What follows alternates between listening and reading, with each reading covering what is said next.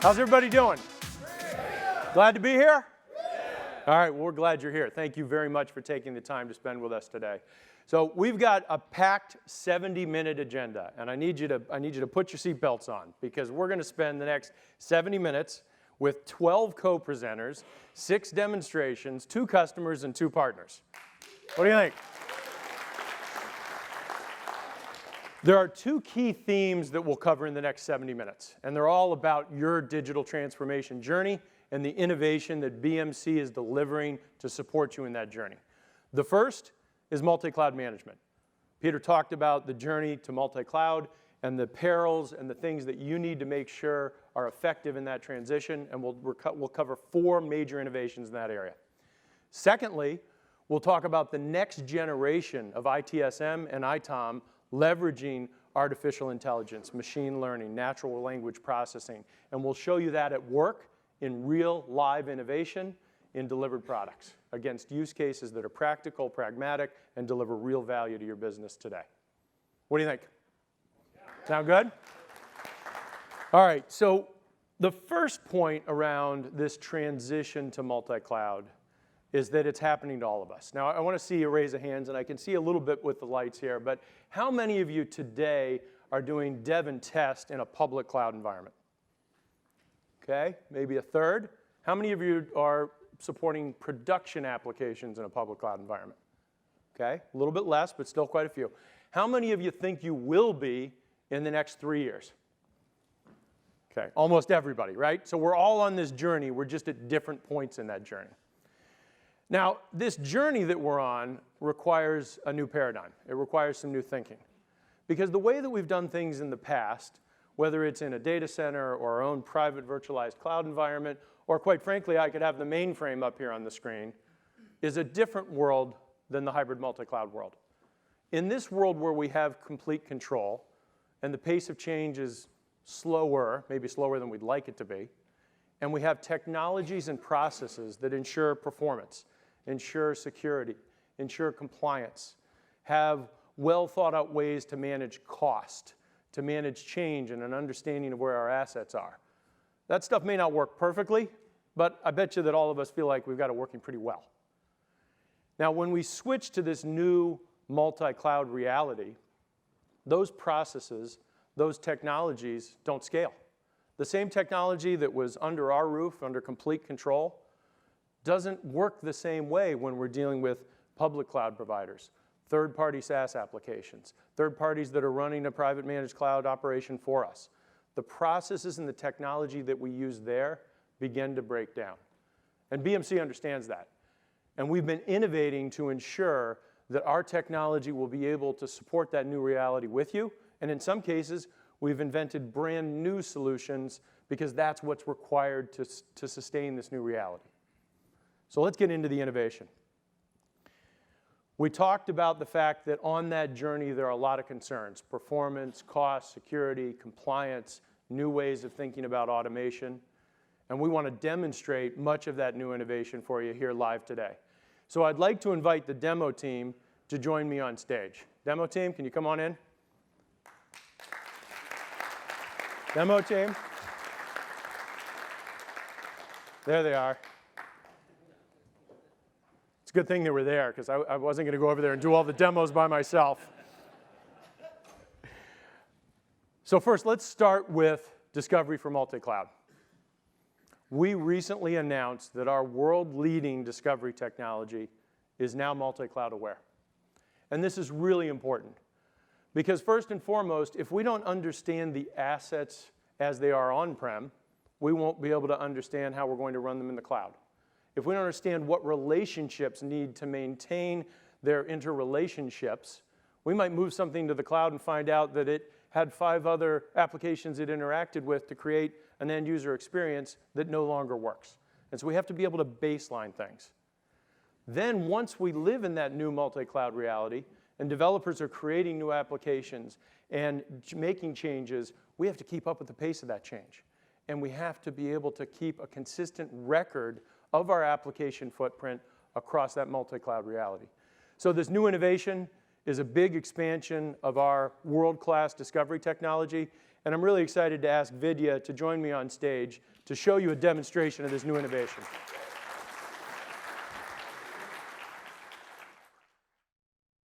Hello, everybody. I'm very excited to share with you guys our latest innovation, as Bill said. So I want to walk through a quick demonstration to highlight our multi-cloud discovery capabilities.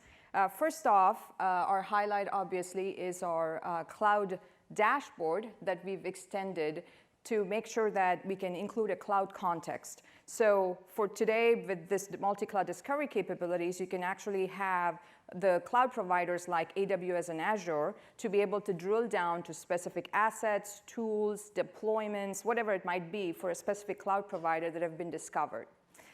Then we have also enhanced the visualization capabilities, so you as a customer can double-click on a specific provider, whether it's AWS or Azure or whatever it might be that you're using, to ensure that you can actually look at the specific assets, their dependencies, their relationship mappings, and also look at the specific regions through enhanced visualization capabilities. As Bill said, we continue to be the leader with the discovery solution. The past decade, I think we've had the secret sauce that we call the TKU, or the Technology Knowledge Updates, that we do monthly. And we've now extended that capability to cloud discovery. So now you can dynamically discover, add support for new patterns, content, and cloud providers without you having to ever upgrade your discovery service.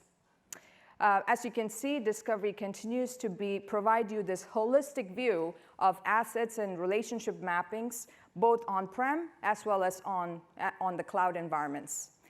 We strongly believe that discovery is going to be your trusted single system of record as you navigate through this multi-cloud environment. You don't have to take my word for it. There is a customer who says, who also agrees with us. It's Computer Center. So this is an example. I guess we're seeing the demonstration a little bit later. Right here for you.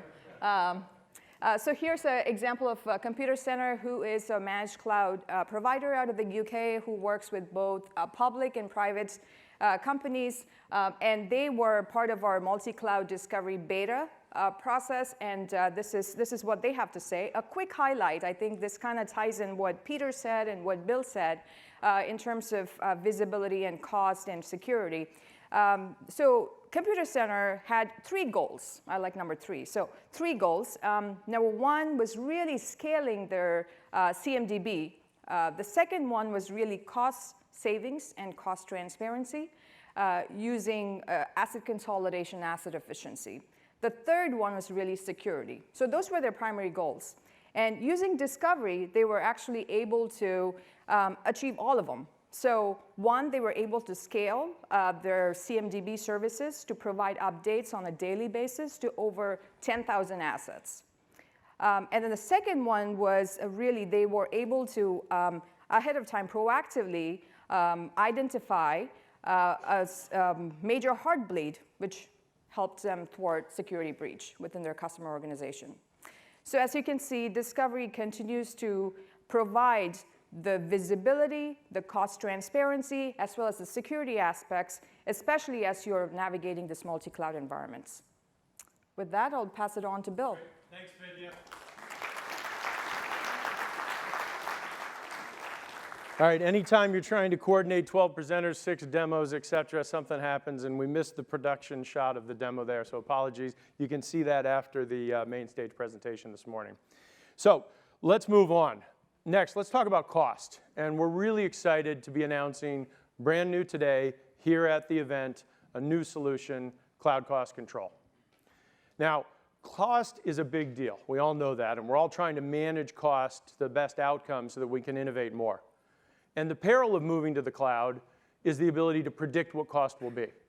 How do I understand which applications make sense to move to a public cloud environment where I will actually get cost benefit? Versus which applications might I move and they might cost more without refactoring or completely redeveloping them. And what we don't want are surprises. And so we took a lot of time working with customers, including some here in the room, to determine the right way to help you baseline cost, reflect what cost will be in the future, and then plan for ongoing cost. So I'm very excited to have Shamil join me on stage to give a live demonstration of this new innovation.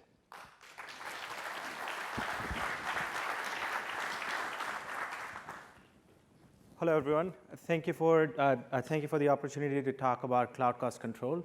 I'd love to walk you guys through a few key use cases around the product. First and foremost, the home screen is intentionally designed to be intuitive and giving you full visibility across your entire infrastructure and giving you the cost visibility that you guys are looking for on both on-prem as well as off-prem.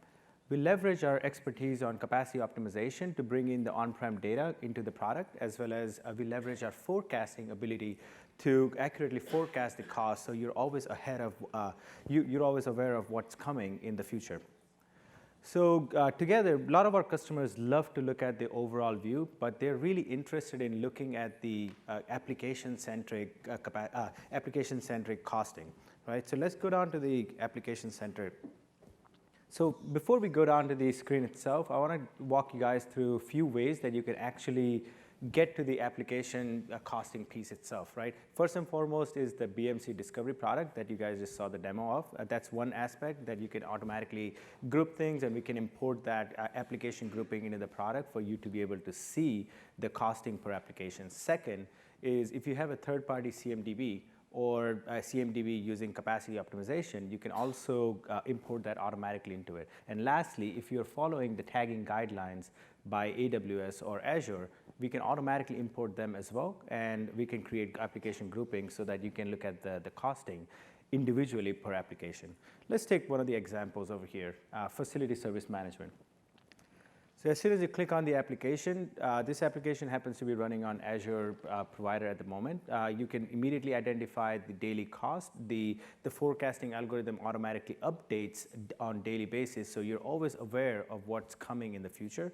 At the same time, we break down the cost by individual cost components, which is compute, storage, or whatever the components that make up the actual cost. Our vision over here is to be able to allow customers to set budgets for individual applications. So with the machine learning algorithm, we'll automatically be notifying the customer when the application is about to cross the threshold of the budget that they have set.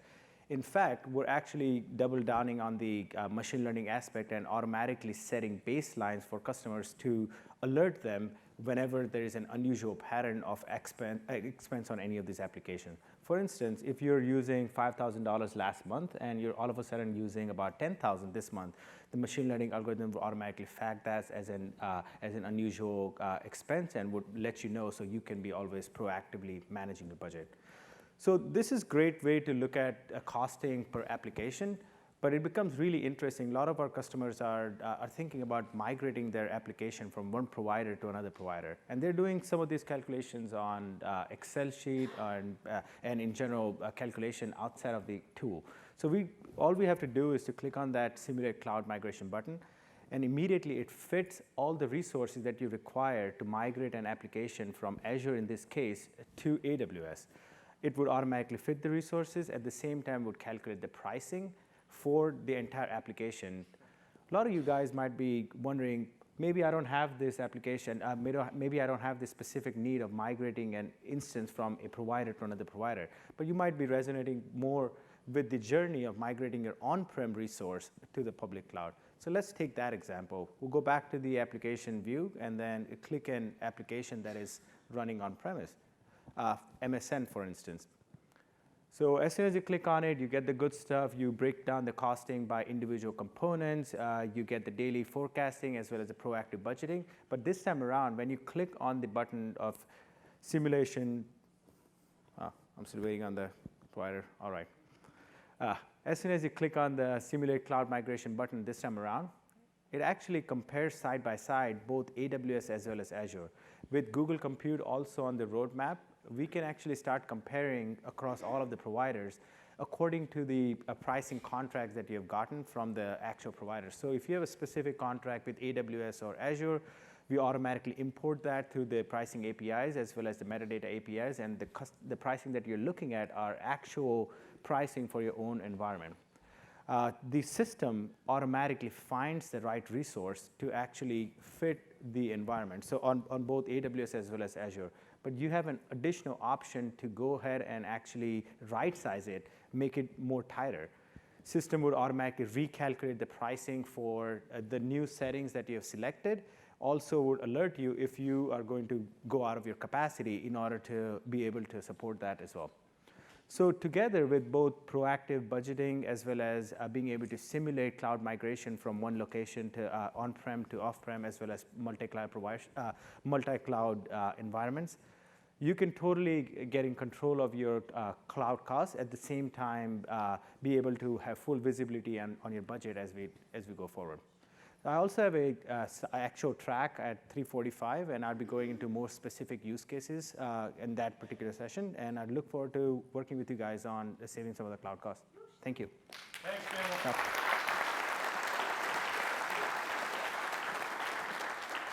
What do you think? You think that's going to help us make good decisions? Help us avoid that nasty phone call from the CFO? I think so. Well, really exciting. Thank you, Shamil.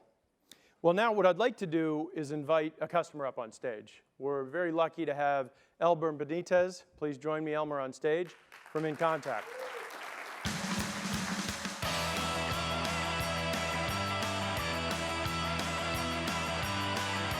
Thank you. Good morning.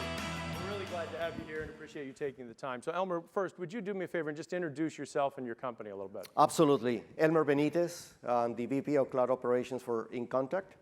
I have the responsibility over our global infrastructure operations and our multi-cloud transformation. Great. And for those of you that don't know, InContact provides a call center solution, which is a SaaS-based solution. So Elmer's business is a service. It is a digital business. So Elmer, we've been working together for a while, and you've been a great client partner because you've really helped us think about this multi-cloud journey.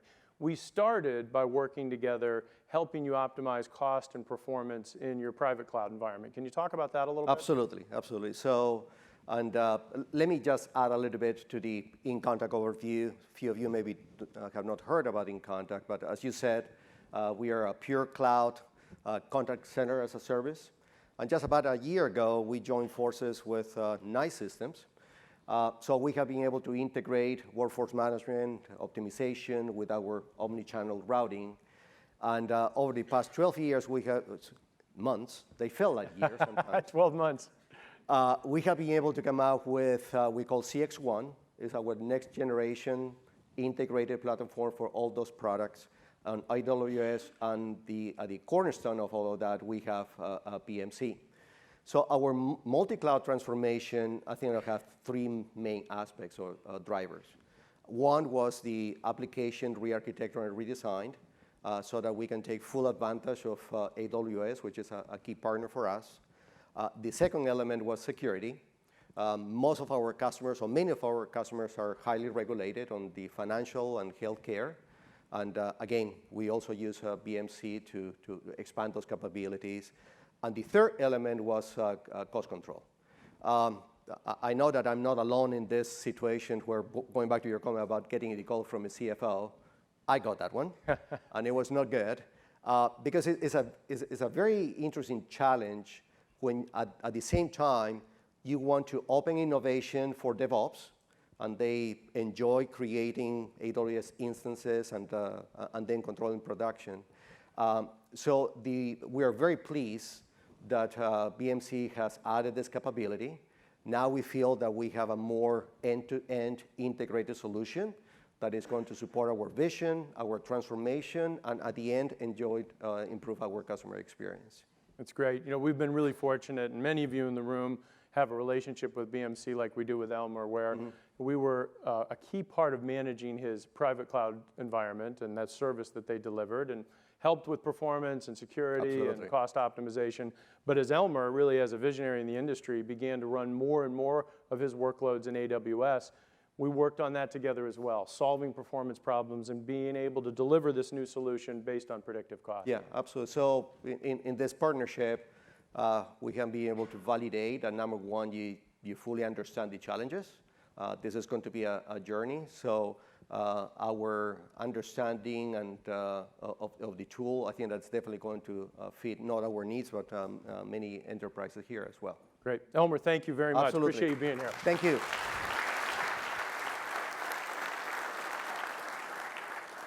Now, let's move on and let's talk about automation.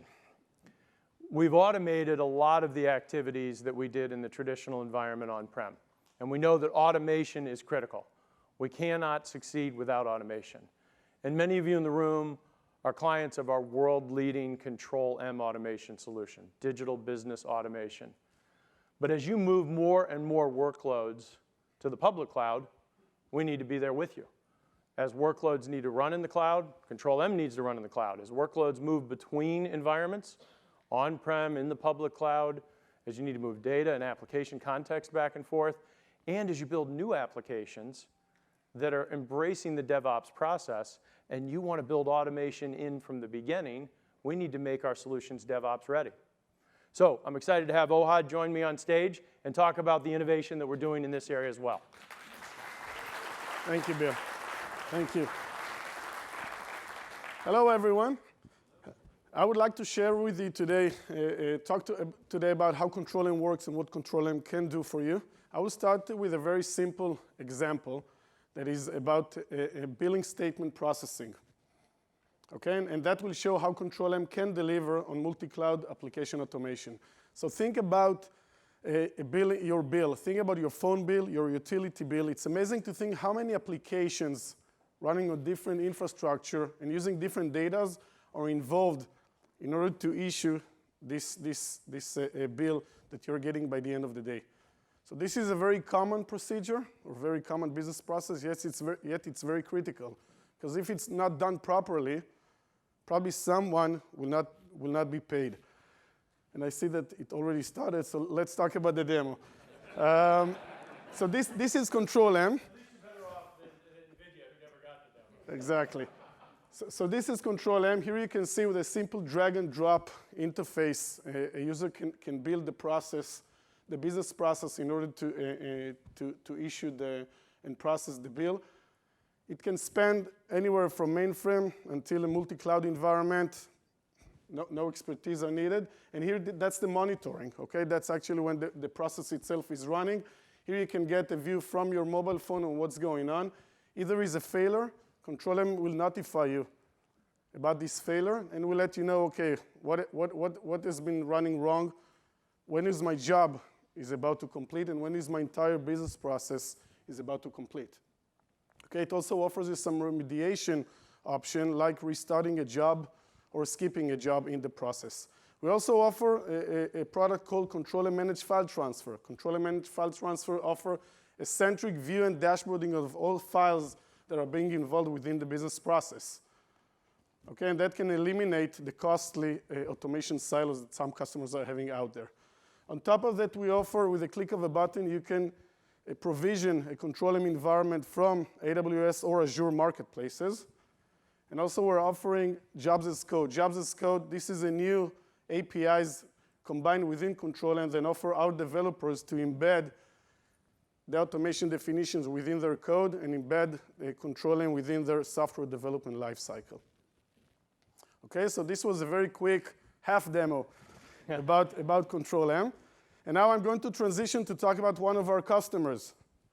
This customer, I believe, is a very interesting customer. This is Amadeus. So what are Amadeus doing? Amadeus is a leading provider of technology solutions and services in the travel industry.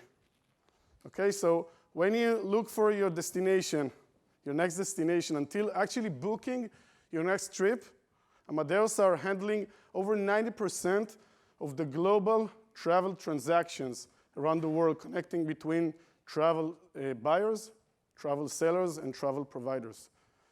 And here are some very incredible numbers. They're connecting over 700 airlines, 110 airport operators, over 600,000 hotels around the world, hundreds of ferry and cruise and rail and car rental and insurance providers are all handled by Amadeus. Okay? And now with the travel transactions driven mainly by an online and mobile customers, this industry is exploding. Just exploding. The rates of transactions are growing double-digit, and the current infrastructure of Amadeus just could not support this growth. So what Amadeus are doing, they're actually moving their applications and their infrastructure into their own cloud. It's called Amadeus Cloud Services. That's what they're doing today, and they're, of course, using ControlM to do so. So what are they doing in ControlM? They're running today about 300,000 jobs every day with ControlM. Thousands of those are mission-critical jobs that are running in parallel. And they're relying on ControlM for their transition to the cloud. Okay, ControlM is a core platform they're relying on for this transition, together with other technologies such as Kubernetes and OpenShift and the Docker. And what ControlM allows them is to leverage this more flexible and cheaper and faster technology with the ability to seamlessly move their workloads from the old applications to the new applications, from the on-prem infrastructure to the cloud infrastructure. That's a key capability they need in order to succeed with that enormous transition into the cloud. Now, on top of that, they actually restructured themselves, both the operations team and their over 5,000 developers into DevOps team to be more agile and more flexible with what they're doing. And they're leveraging ControlM automation API and using jobs as code methodologies in order to embed the definitions and the changes, the ongoing changes of their automation needs into the software development lifecycle. That allows them, in parallel to the vast amount of transactions they're having, they're running, by the way, 50,000 transactions per second. Okay, 50,000 travel transactions per second. Just to give you an idea, that's about 50% of the Google search overall transactions.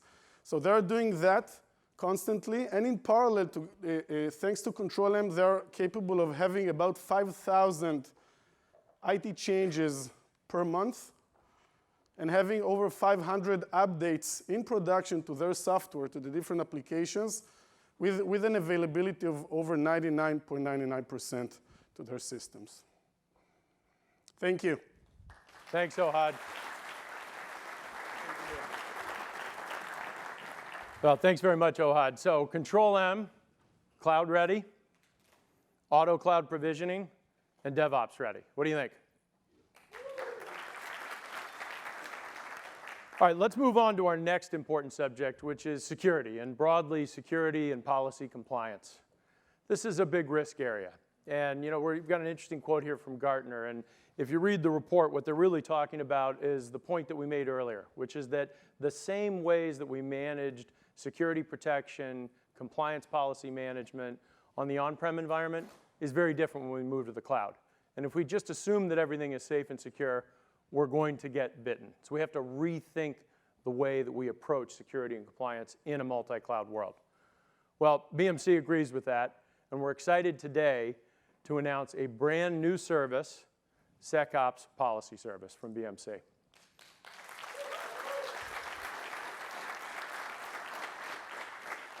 This is a native cloud-delivered solution which addresses your ability to protect yourself against vulnerabilities, prioritize them, and auto-remediate them, to ensure that your policies, whether they're industry, internal, government regulatory, can be applied to a multi-cloud environment, and then you can do continuous checks to ensure adherence to compliance, to ensure security, and to auto-remediate when something isn't compliant. So with that, I'm really excited to invite Daniel to join me on stage to demonstrate this new innovation.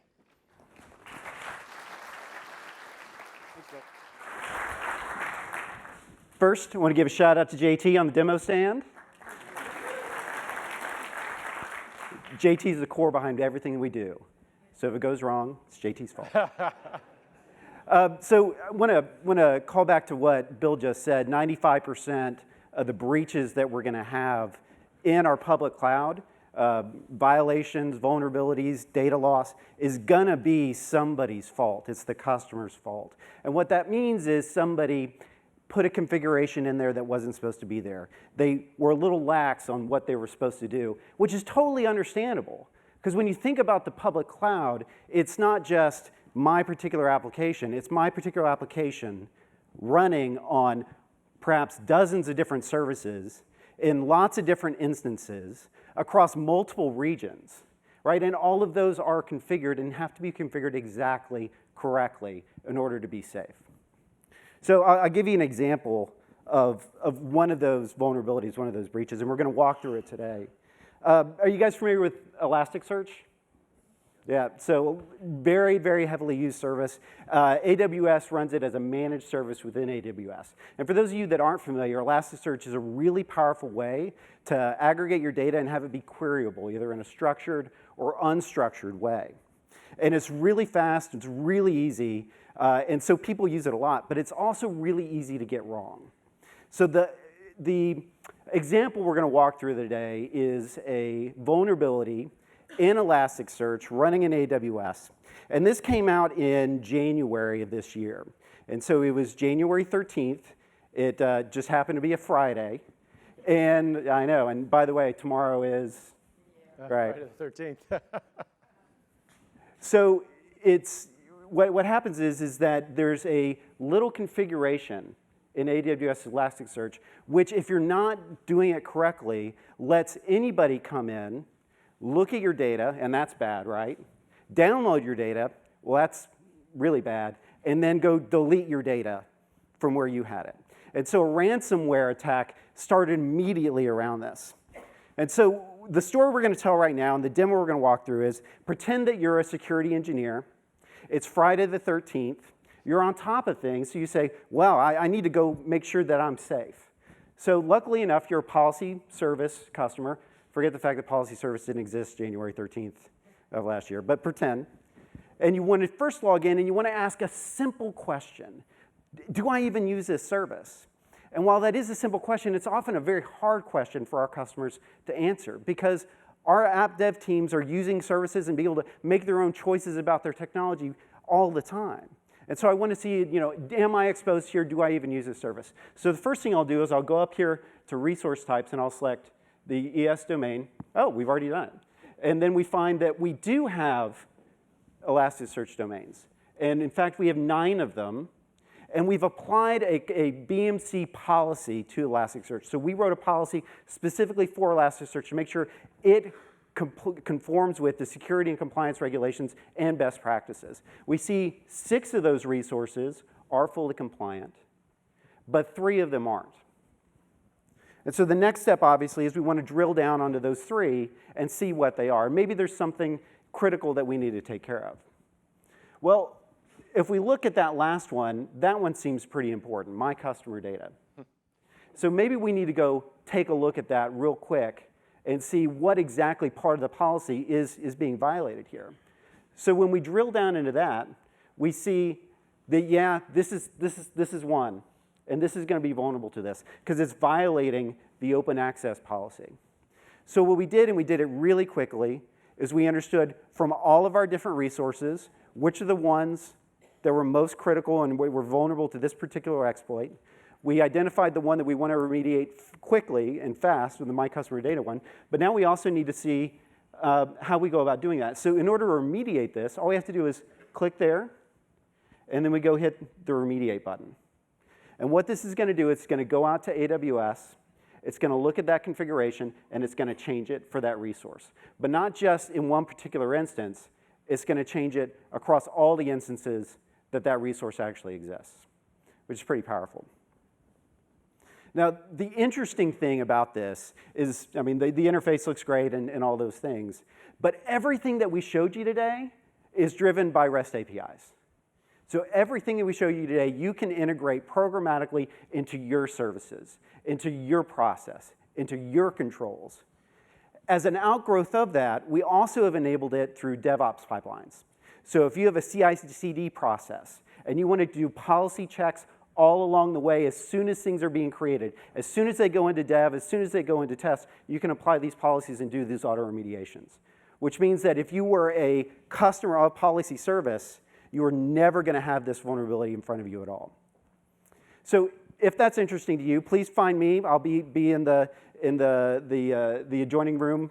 Go find JT. He's going to be giving a deep dive about this. What time is your deep dive? 1? Okay. And go find us and ask some more questions. You can get started really easily and really quickly on this, from soup to nuts, to log in, to finding your data and being able to see what it is. It takes about 10 minutes. So please enjoy the rest of the show. It's a pleasure to talk to you guys, and we're happy to talk to you more about policy service. Great. Thanks, Daniel. Thanks, JT. So security, compliance, multi-cloud management, DevOps ready. You think you're going to sleep better at night with a solution like that in the multi-cloud world? Yeah, me too. Okay, now we're going to transition from the multi-cloud management discussion into next generation ITOM and ITSM. And we believe that the future of these markets is going to be determined by our ability to use the massive amounts of data available to us to automate more and to make people more efficient. Now, as was said earlier today, there's a lot of talk about AI and ML and natural language processing, and that's all good, but until we make it practical, until we apply it to a use case that we can implement in our environment, it's really just a lot of hype. So we thought a lot about this, and by the way, with a lot of feedback from you. And we're going to start with a demonstration of 3 personas. First, the end user. By the way, how many of us get excited when we have to call the call center? Okay, I don't see a single hand, right? So users don't want to have to do that. We need to provide better ways to give users to interact with IT, to interact with digital services, and we'll talk about that. Secondly, the agent. How many of you have budgets for your call center personnel that are rising as fast as the explosion of digital services that you're delivering? Anybody? No, nobody. So the reality is we need to enable our agents to up-level the quality of work they're doing. We need to take away the mundane and allow those things to be done with the help of machines and machine learning. And we need to elevate the agents to work on the hardest problems that really only humans can tackle. And then lastly, we need to make these capabilities available to developers, because we want to bake in this kind of technology, this kind of enabling capability right into our applications. And by the way, we want to do it with all forms. We want to do it with IBM, we want to do it with Microsoft, we want to do it with AWS, we want to do it with BMC's own machine learning technology. But we need to be open in the way that we allow that to happen, so that whatever your choice for the best cognitive AI, ML technology is, we embrace it and make it easy for you to use in the context of our solutions. So I'm very excited to have Nayaki join me on stage today to demonstrate this new innovation.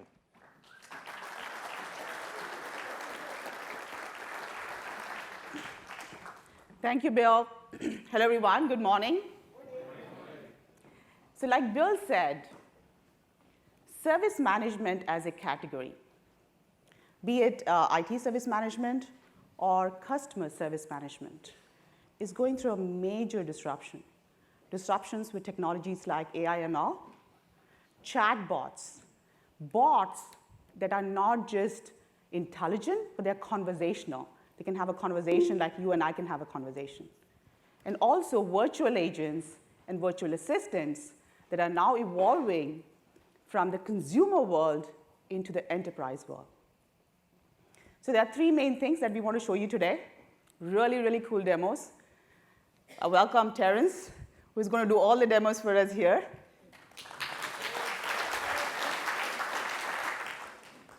The first one is the end user experience.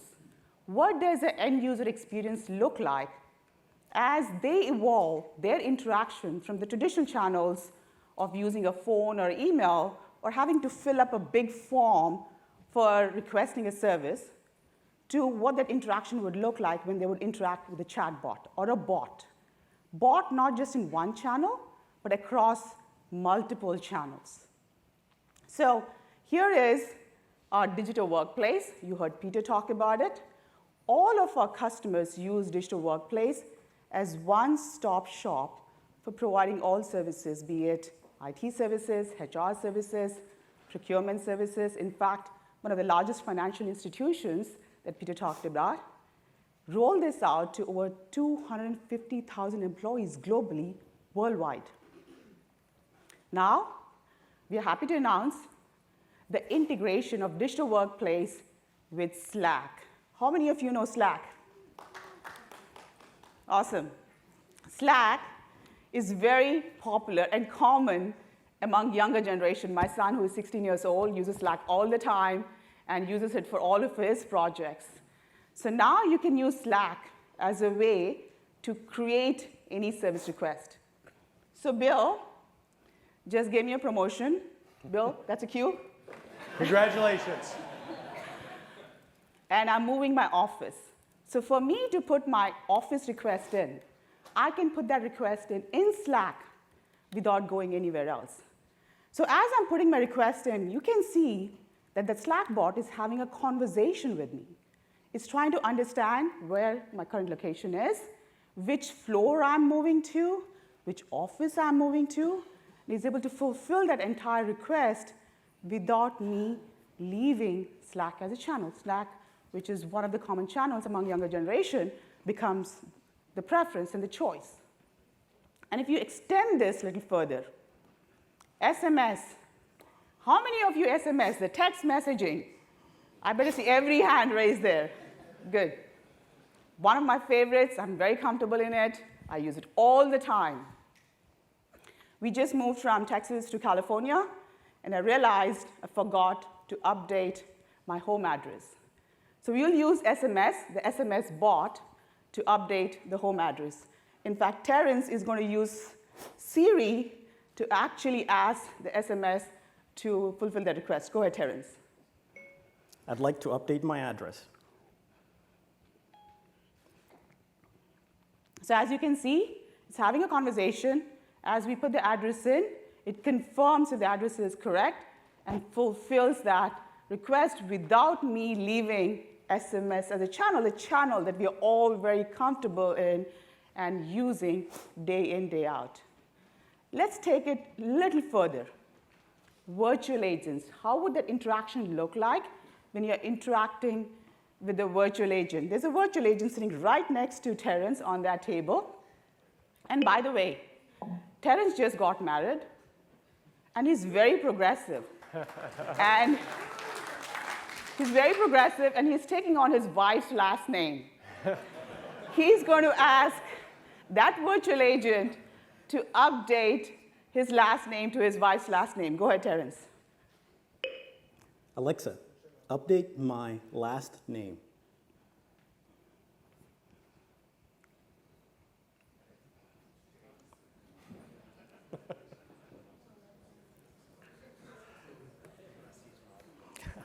Give it 2 minutes. It's processing through Remedy. I'm kidding. Why? Would you like to change? I got married. What is your new name? Smith.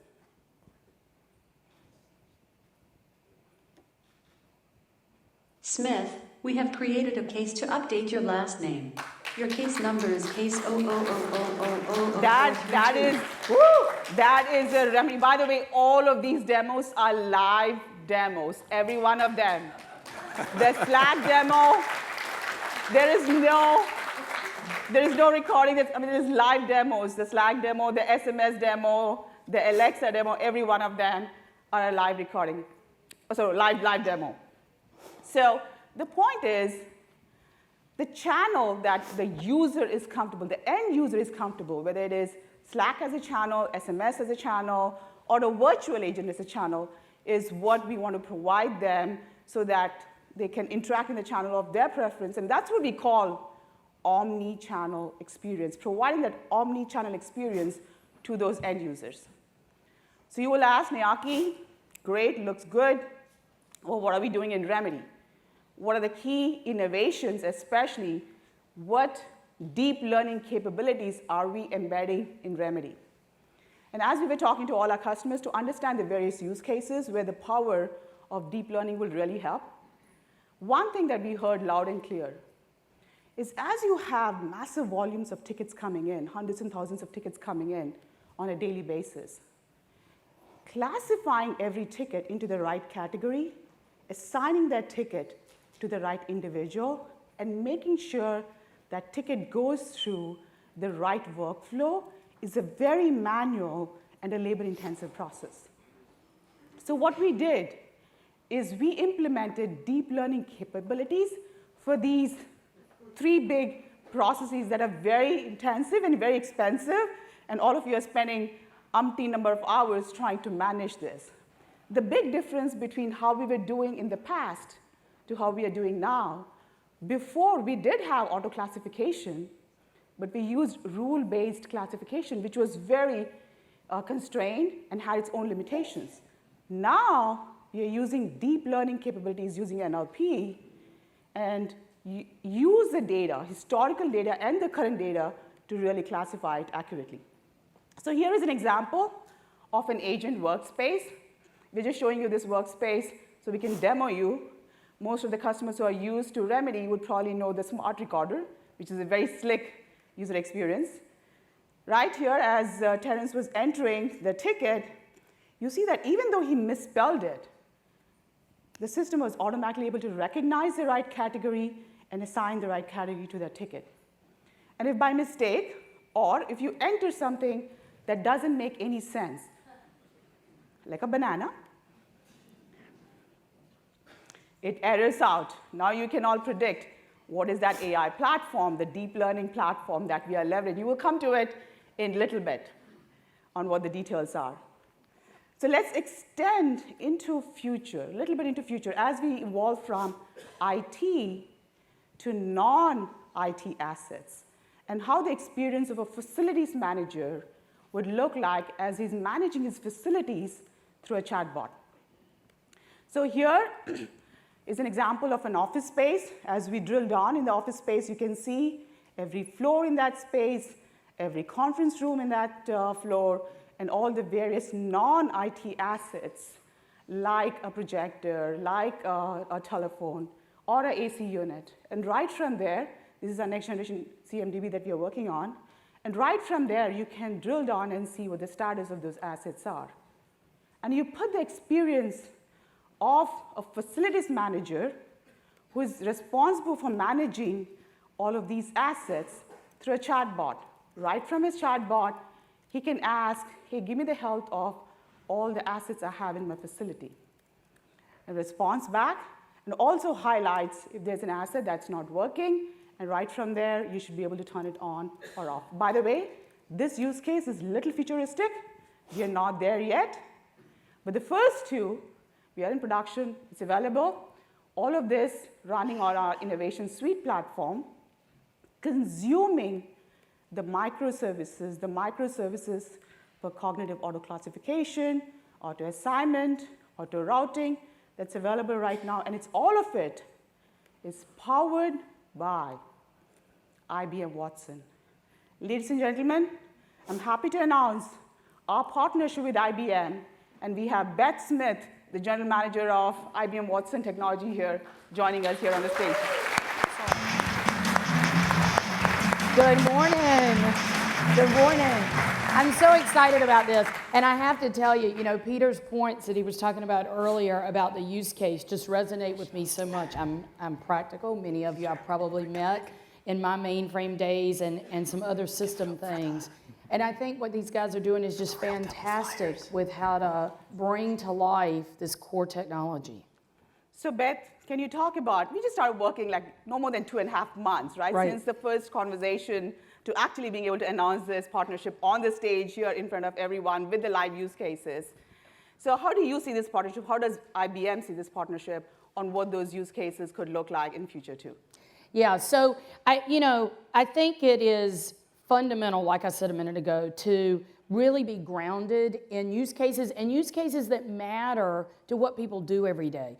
Terrific examples here with how chatbots understand natural language, how they understand natural language processing, how deep learning is used for that, how it understands the domains that you're dealing with here, the kinds of things that are a part of your business, to enable that self-service piece, and then to extend into ticket classification and that sort of thing. But that's sort of the beginning. we go from there into how do you unlock and discovery, not just discovery your resources everywhere like BMC is doing quite well here with MultiCloud, but how do you discover things that are in your data, in your documents, concepts, connections, things that you didn't know existed? How do you better understand contracts, statements of work, regulations? It's going through all of that. And so I would just end those comments with a little bit of a challenge. I would tell you, I believe all professionals, all of us, are going to be using AI in ways to help competitive advantage on those use cases.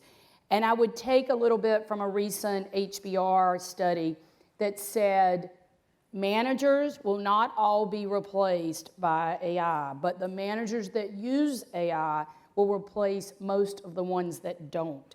And I think that is going to apply to more than managers. So anyway, I'm really excited about what we have here. So with that, this is just the beginning, and we have a long way to go. So Beth, thanks a bunch. Really look forward to the partnership. Thank you all. Thanks a bunch. Great. Beth, thank you very much. Miyaki, thank you. Great job. What do you think? You think we can drive higher levels of service and some cost efficiency with practical use cases of AI like this? You think? Yeah. Yeah, this isn't pipe dreams. This is real. Now, I mentioned, oops, we've skipped forward there. I mentioned that BMC has been developing our own machine learning platform.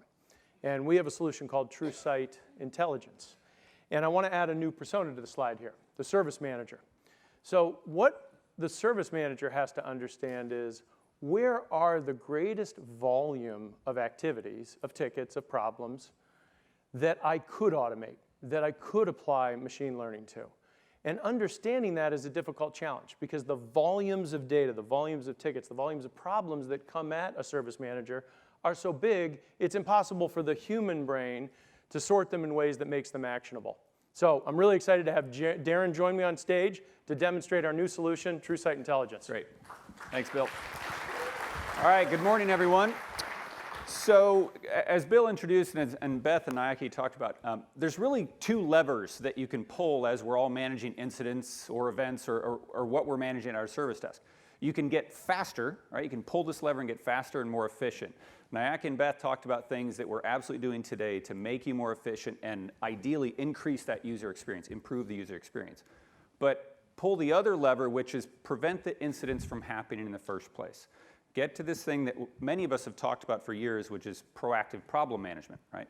But that's very difficult to do, as Bill just said, because of the volume of tickets, because of where tickets are coming from, not just user-generated or bot-generated, but machine-generated through your events, et cetera. We don't have the time to do it, and we haven't had the ability to do it. It really comes down to visibility, understanding what's underneath our tickets. So let's take a quick look at a demonstration. I've got my lovely assistant, Seth, over here. What we have here is actually Scott Crowder's BMC remedy tickets loaded into TrueSight Intelligence, our SaaS-based analytics platform built on big data technology like Cassandra, Spark, evidently a very vulnerable Elastic. So Seth, I hope we're on that one. But we have 2.3 million tickets shown in the categories that we normally use at our service desk, Tier 1, Tier 2, Tier 3. There's not a lot of information that's shown just from categorization, right? First, we see that 45% of our tickets at Category 1 level are infrastructure services. So Seth, let's dig into this a little bit and see what else we see. Not a lot more information, frankly, if we just look at categories. But I'm interested in the application servers over here. We've got 17% of them, 180,000 tickets over here. But again, if we're talking application servers, all I know is that they're Intel and Unix based. I can't go have a conversation from the service desk or IT operations with the application teams just based on what OS they're running. That doesn't really help me. Let's wipe this out. Let's go to the other one that I noticed, which is interesting. Other. That's not very helpful. Wow, that's really not helpful. Who has other ticket category at their service desk? Everybody has other tickets. I've talked to customers that have upwards of 50% of their tickets being classified as other. And even if you're automating the process of interacting with your service desk, many of those tickets aren't going to fall into a category, so it's going to be other, right? So what am I going to do? Am I going to read through 240,000 tickets? Am I going to manually read through those? Are you going to read? Hell no. We're not going to read through 240,000 tickets, right? So wipe this out. Let's talk about what TrueSight Intelligence, one of the elements of the TrueSight AIOps platform that we are using to help you with this problem. We're going to read them all for you, basically, okay? We're going to apply natural language processing and machine learning algorithms against your tickets to better classify them. The first thing you see is we've organized it into 50 simple clusters. It took about 15 minutes to read about 100,000 tickets, actually 100,687 tickets. It took about 15 minutes to read those. That's probably faster than you could read those, right? I'll bet. So first of all, you see that you don't have this big category of 50 infrastructure, 50%, 47% of infrastructure tickets. And we see that we immediately start to get better information to dig into our tickets based on what they're actually associated with. And some tickets, rather than just being categorized, they can be associated with multiple problems. So Seth, let's look at the email address down here. I have personally had a lot of problems with email addresses for whatever reason. What's interesting here is that rather than just it being an Exchange problem or an NT problem, we've got malware issues. Let's then go have a conversation based on this information with the security team rather than just the email team to understand how our devices are being configured or how email is being set up, or maybe there's actually a problem from a security perspective long term. So this is just a quick demonstration to help you understand that from the perspective of increasing efficiency with your teams, as well as being more agile to dig into and understand what's really happening with all of your tickets. We'll do the reading for you. You don't have to do that.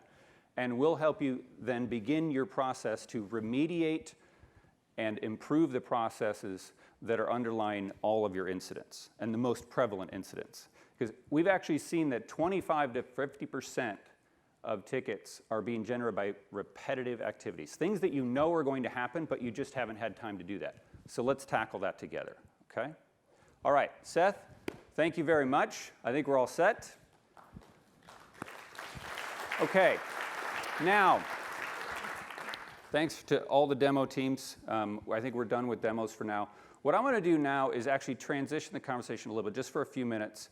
We've talked about how AI and ML can improve IT operations, improve the ITSM conversation, but let's talk about how it actually transforms the business, because that's actually why we're doing it, right? We need to, in our IT operations space, be a better builder of value for our business in a more proactive fashion. So I'm going to bring Chris Adams up. He's the President and Chief Operating Officer of Park Place Technologies. All right, Chris. Great. So Chris, thanks for joining us. Sure. We've actually met a few months ago. He's from one of my hometowns. I guess I have a few of Cleveland, Ohio. Chris, let's just start by, you tell us a little bit about Park Place. Sure. Park Place is a global provider of post-warranty data center maintenance. We've got 10,000 customers, 30-some thousand data center locations, probably 400,000 servers, at least 40,000 storage arrays. We're over 100 countries globally. So, you know, the stuff you saw up here, we probably have the most diverse data center, if you think about it that way, of any customer here, and probably generate more unique tickets. We have more unique hardware.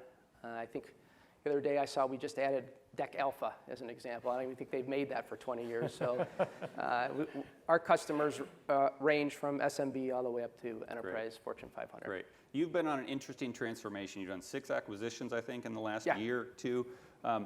You're not a technologist. You're actually a finance and accounting guy by trade, right? That's where I started. So tell me what AI and ML and just the use of data, tell me what that means to this transformation that you're doing.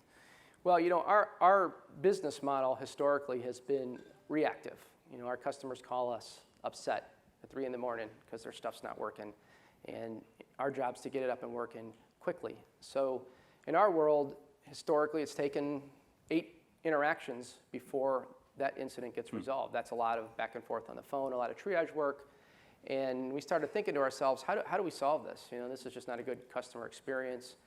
It's not very efficient. So how do we innovate our industry? And we initiated a process 2 years ago where we looked at 9 providers to find somebody who could, across all those platforms in a data center, so not specific to any one manufacturer, but we've got probably close to 100 manufacturers. We needed to find one solution provider. We put BMC through the ringer. We Yes, you did. kicked it down the steps. We beat it with a stick, TrueSight. So if anybody wants a reference on it, I'm a good one because I don't think anybody's more diverse. And at the end of the day, yeah, deserves a round of applause. At the end of the day, TrueSight was the product that was standing at the end, and we're very proud to have partnered with BMC because for us, this isn't cost reduction. This is actually revenue generating. You know, we want to build a platform that we can take to our customers. Yeah. So the key, though, is the reactive service experience for the customer. We want to move to proactive. So in our world, we want to call the customer before they know they have something down. And that was really the objective of us moving forward with TrueSight. Right, right. Okay, great. Well, I think we're out of time, but Chris, thanks for joining us. Thanks.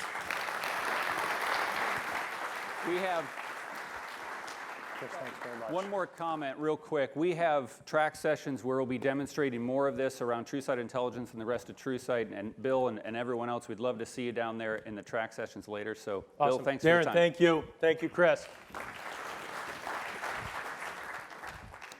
So we've thrown a lot of technology at you today, and that's exciting. BMC is innovating at a rate and pace like never before, and we're innovating to be where you want us to be as you move forward with multi-cloud, as you move forward with the utilization of AI, ML, NLP, et cetera. But you know, technology is not enough. If all we do is drop off technology at your doorstep or give you a SaaS-delivered solution, but you don't know how to use it and you don't know how to make decisions around how to embrace these technologies and the change that you're trying to drive in your business, then we're not a complete partner. And BMC has always provided services around our technology, but we're advancing those services. We're advancing so that we can be your partner in making decisions about what should move to a multi-cloud environment, what should move to a public cloud environment. As you do so, what assets need to be considered in terms of their continued connectedness to allow you to be successful as you move into a multi-cloud reality. In addition to that, we also have new services available to help you move the BMC products into a public cloud or managed service environment. Because we know that many of you would prefer someone else manage those resources or that they run in a public cloud. And so we have services to help you aggressively migrate our own technology to a multi-cloud reality as well. And we're excited to announce that here today at the event. Now, providing technology that supports your journey to multi-cloud is one thing. Providing services to help you do that is another. But we also need to be embracing the public cloud providers that you're transitioning to in a big way.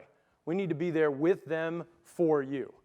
And so with that, I'm very excited to welcome Bina on stage from Amazon Web Services.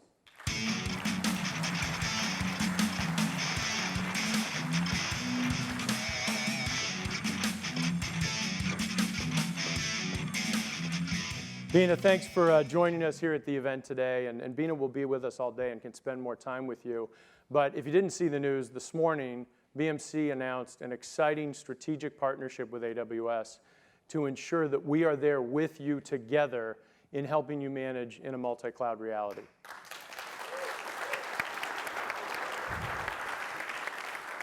So Bina, let me give you a chance just to introduce yourself to the crowd a little bit. Sure. So I'm Bina Khimani. I'm global head for the infrastructure segments as a partner ecosystem in AWS. And as a part of that, I have storage, security, networking, high performance computing, DevOps, etc. segments. And very, very excited to be here and meet quite a few of our valued customers and partners here. So thank you, Elmer. By the way, all of you must have seen the beautiful demos that Nayaki and Shyamal and team put together. So Shyamal, I want to specifically call out, thank you for showcasing that the AWS is a lot more cost effective than many other. That wasn't lost on Bina. So thank you. So Bina, Bina, you work with a lot of your customers, Yes. and you work with a lot of our joint customers. What are some of the challenges that you see your clients and our joint clients facing as they migrate to a multi-cloud world? Absolutely. So migration is a journey, and many of you are embracing it. There are many phases of the journey, at different phases of the journey, whether you are discovering the workload, whether it is workload mobility phase, whether it is monitoring and the user acceptance and the application service level acceptance after the workload. There are different challenges we run into. And it requires many significant commitment from different parts of the business. So organizational changes that it requires, the business process adjustment it requires, the tooling that you need, and the partners you need like BMC that can make you successful along the way. Those are some of the critical factors that can really make or break it. And it's very, very important to have those right things in place and the right partnerships in place that can handhold you throughout this journey. And I can tell you it's been a fantastic experience for BMC. AWS has allowed us to learn a lot in working together to make sure that we optimize our technology to deliver against the challenges that we've been talking about all day in the AWS environment. So thank you to that. And as you can see from the slide behind me, our solutions are all well positioned to address multi-cloud, in particular the AWS environment against these challenges. Now, Beena, talk a little bit about why is BMC special? I mean, we announced a strategic relationship today. You have relationships with thousands of ISVs. Why is BMC a little bit different and unique?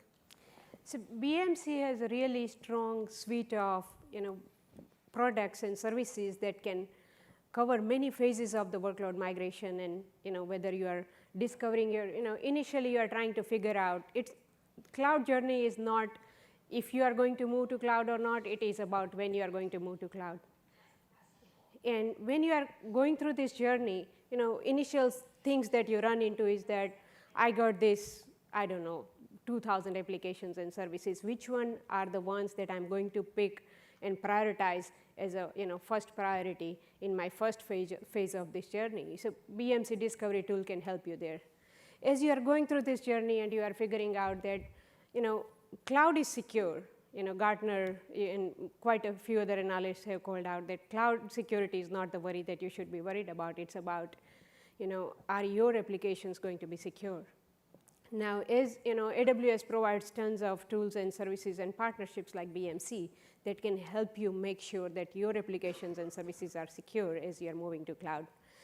You are going through this journey, and at the end of the migration, you are trying to figure out that is my service level before the migration and after the migration, is it same, is it better, is it worse, how is that doing? So you got BMC monitoring tools that can help you figure that out, and not only at the end, but at the, in baselining your applications throughout the journey, it can help you.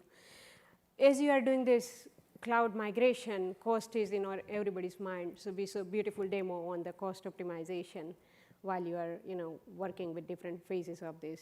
And not only throughout the journey, but as you continue to use your applications, your services, and you are trying to make sure that throughout your services don't go out of the roof and you can control it. So BMC has a suite of applications and services that can fill gap in many of these areas that you need.